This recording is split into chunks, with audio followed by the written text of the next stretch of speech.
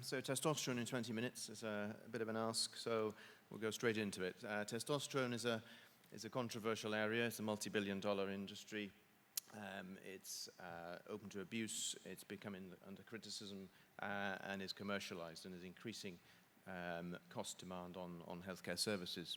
There's also evidence of some poor practices in this field. There's a study here from the States, and there's also a similar study from the UK showing that, in fact, in this review of insurance databases, only 74% of men had their testosterone measured before starting treatment.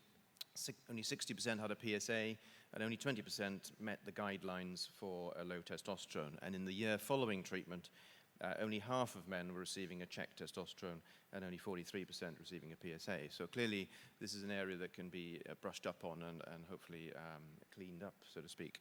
So today I'm going to talk about the basics of testosterone, the relevance of testosterone to the cardiovascular system, the relevance to the prostate, and also some practical points regarding the prescription of testosterone.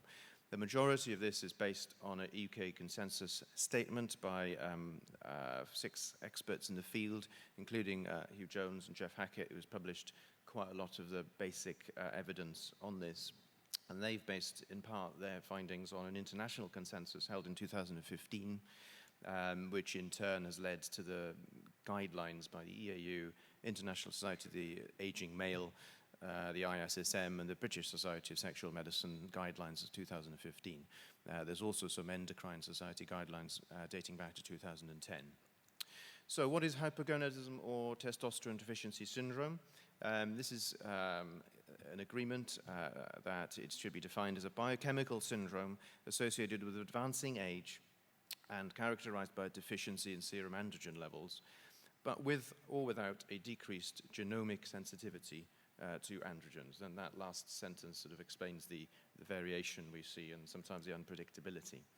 Just a reminder, testosterone is produced, 95% of testosterone is produced in the testis, 5% in the adrenal, and 60% of it in the circulation is bound to SHBG, so is therefore not bioavailable. So the biologically available testosterone is the free testosterone, and that is bound to albumin.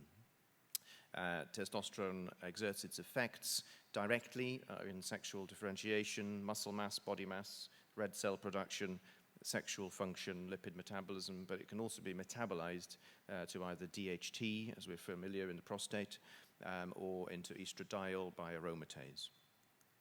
And I'm sure you remember from your physiology lessons, the HPG axis. So testosterone is produced, as I say, largely in the testis in response to LH, luteinizing hormone produced by the pituitary, and then feeds back at the level of both the hypothalamus and the pituitary gland to negatively feed back its own production. And that has relevance in the classification of hypogonadisms, either primary or secondary. So if you look at the testosterone level along with the gonadotrophins, if you've got a low testosterone and a high gonadotrophins, then it's a testicular problem, i.e. testicular failure or primary hypogonadism. And if the gonadotrophins, the LH is low, then you're looking at a hypothalamic or a pituitary cause, a so-called secondary hypogonadism.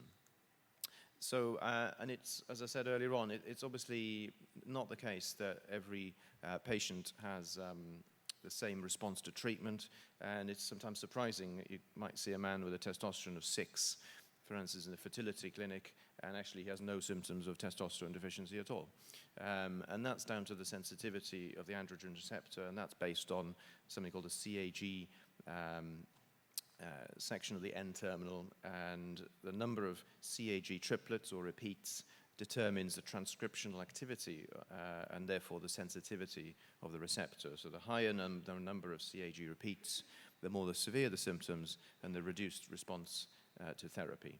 And finally, just a reminder that testosterone, as well as free testosterone, drops down with age, and then we see a corresponding increase in gonadotrophins and also SHBG, particularly over the age of 70. But it is important to note that despite this, approximately 75% of men retain a normal testosterone into old age, and therefore it's just not just a function of aging. So what about testosterone deficiency? We're all hopefully fairly familiar with this chap on the left. So reduced energy levels, reduced mood, increased central obesity, sexual dysfunction, reduced muscle mass, etc. Those are the characteristics that we've become familiar with testosterone deficiency.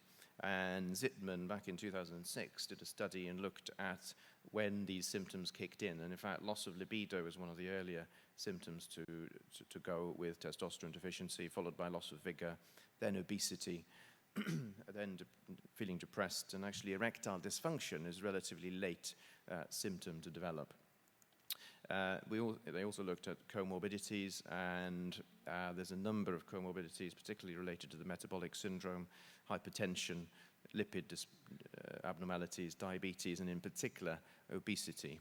Obesity is the most powerful predictor of secondary hypogonadism and has a fairly linear association. So the higher the BMI, the more likely you are to have a low testosterone. And this is down to a fairly complex pathway linking testosterone, adipose tissue, leptin, exercise levels, etc.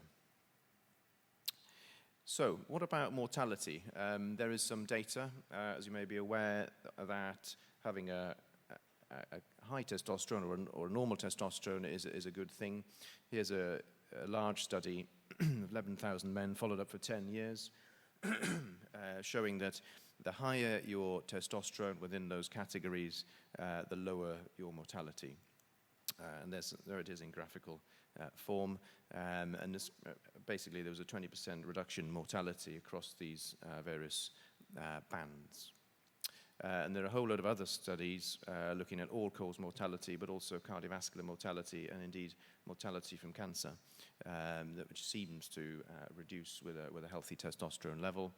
And they're postulating that possibly it's the impact on activity levels that may be the reason, but that hasn't been demonstrated. So testosterone therapy, moving on to treatment. Who should get treatment? I think there's the guidelines that we mentioned earlier on are in agreement that anything below 8 is fair game for testosterone therapy, but it's very important that you appreciate that it's not just treating a level and it's not just treating the symptoms, it's treating both together. So if a patient's got symptoms of hypogonadism and a testosterone of less than 8, then and no contraindications, then that seems a reasonable cutoff. Over 12, they recommend no treatment, and therefore there's a grey area between 8 and 12, which may justify, particularly in the presence of symptoms, may justify a trial of therapy for at least 6 months. It's important to mention that short trials of testosterone therapy are not particularly meaningful. Is there evidence that testosterone therapy actually works? Yes, there is. Champion from Italy, Corona, has published quite a lot on this, and here's a meta-analysis of 5,000 patients showing that testosterone improves sexual desire, erectile function, sexual activity levels, satisfaction, orgasm, and lean muscle mass, and reduces fat mass. And in fact, a very recent paper in June of this year by the same author reviewing 137 articles, all of whom used the IIEF, showed a 3-point improvement in the IIF erectile function domain and a 5-point improvement in the overall IIF 15 with testosterone. So I think there's evidence that testosterone actually does do something. And as well as the erectile dysfunction element, there is also with prolonged courses of testosterone, reduction in weight and reduction in waist circumference with time. Important slide, fertility. I think it's important to make this point that because of the HPG axis and the negative feedback mechanism, that giving somebody testosterone inhibits endogenous luteinizing hormone and therefore will cause infertility in a substantial majority of patients over a period of 6 months or so.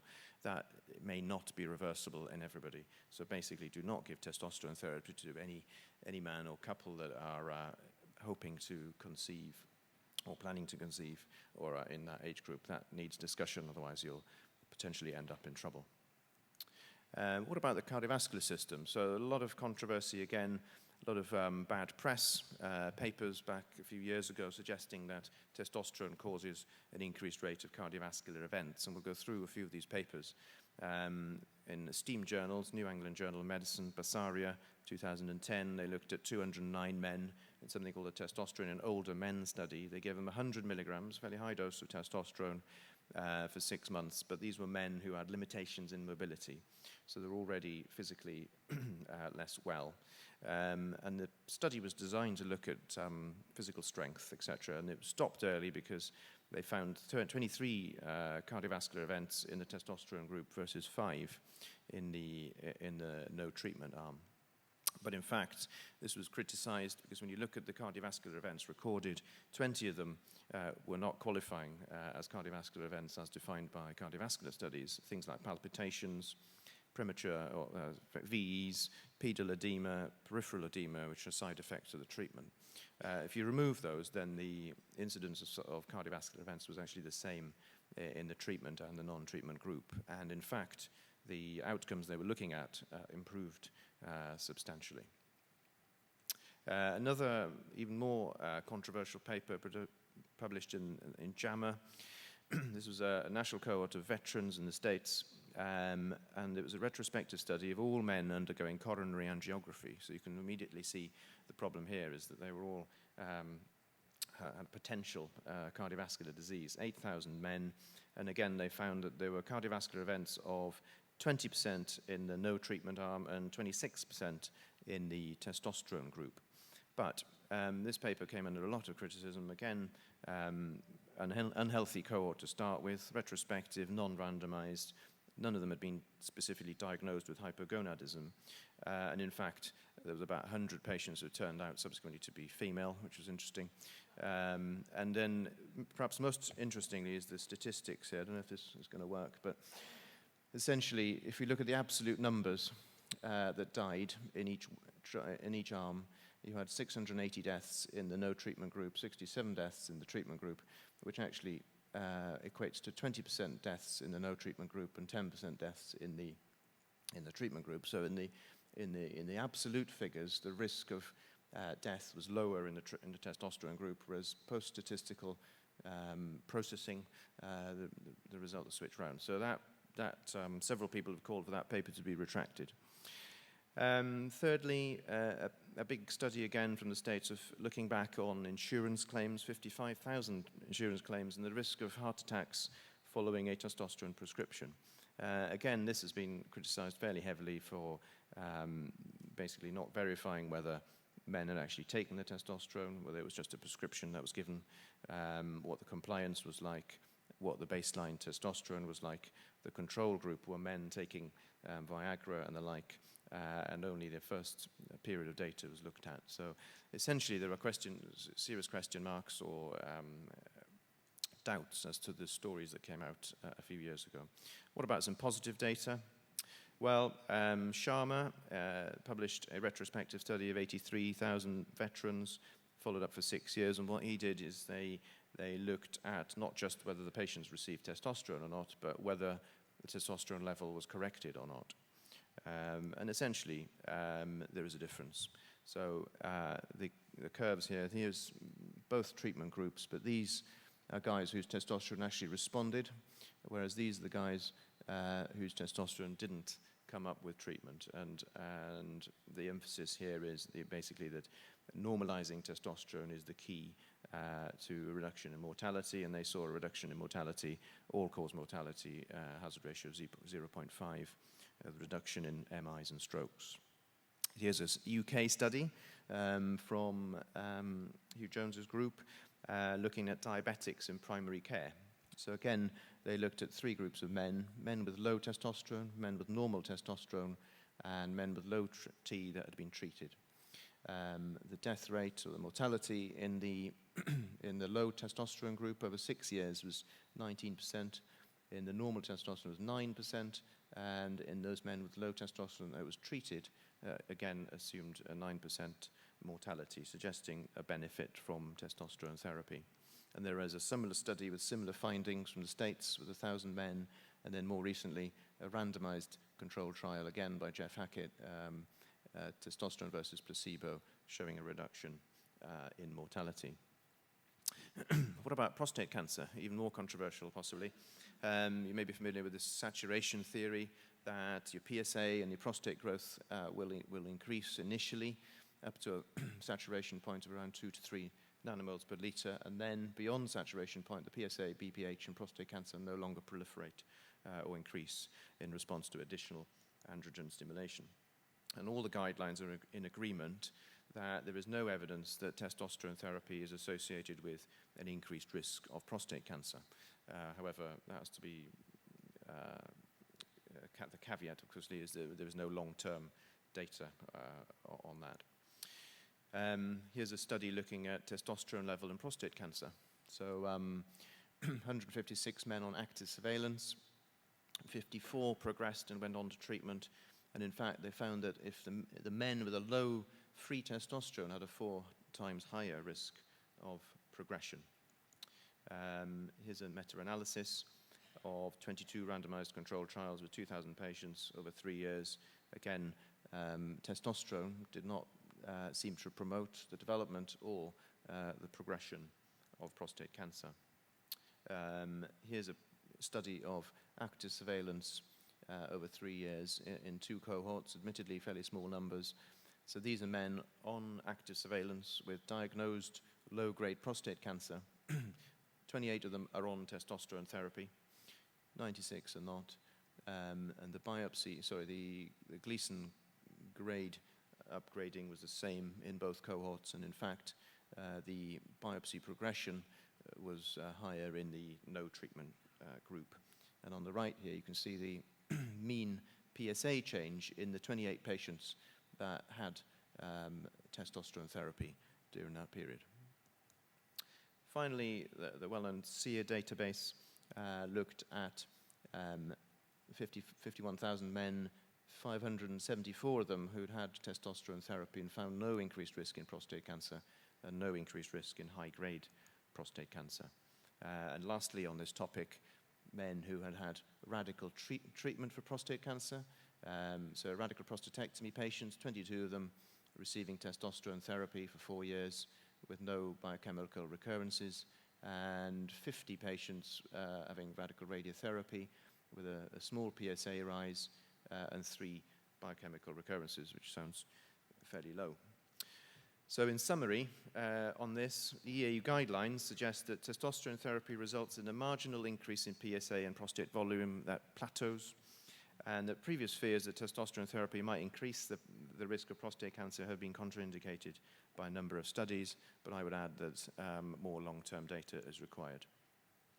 Very briefly, some practical points about managing testosterone. Don't forget that testosterone falls during the day and rises overnight, and that is something that's more pronounced in young men as by old men. So remember to take the testosterone level in the morning. If they have it in the afternoon, you'll overdiagnose it and you have to repeat it. Also remember that weight loss and exercise increases testosterone, and therefore that's the first line of advice, really. And also, if you're going to give them testosterone, encourage them to engage in regular physical activity. If you're going to start them on treatment, then generally we tend to start, certainly where I work, start them on transdermal preparations to start with, and then if there are problems or indeed just patient choice, they may want to then go on to the injectable agents. There are oral therapies and pellets available, but they're less used really in the UK. And don't forget monitoring, very important. If you don't think the general practice are going to manage it, then you probably need to manage it within your own clinic to make sure that they're getting regular PSAs, 3 monthly for a year and then 6 to 12 monthly thereafter. And you need to check their full blood count. You need to make sure they're not becoming polycythemic as well. And you need to obviously check that the testosterone is getting into the normal range, otherwise you're wasting your time. And the last slide, I think, is managing polycythemia. It's not that common, but it is more common with the intramuscular injections than it is with the transdermal preparations. So you may need to make friends with your local hematologist to manage that. So summary slide for this talk is that testosterone deficiency is a well-established medical condition. It has well-established symptoms. testosterone therapy for men with testosterone deficiency is effective. There is no scientific basis for withholding testosterone for men on the basis of age. Testosterone deficiency is associated with increased cardiovascular and all-cause mortality. The evidence does not support an increased cardiovascular risk associated with testosterone therapy, and there's no evidence that supports any increase in the risk of cancer of the prostate with testosterone replacement therapy, but more long-term studies are required. Thank you.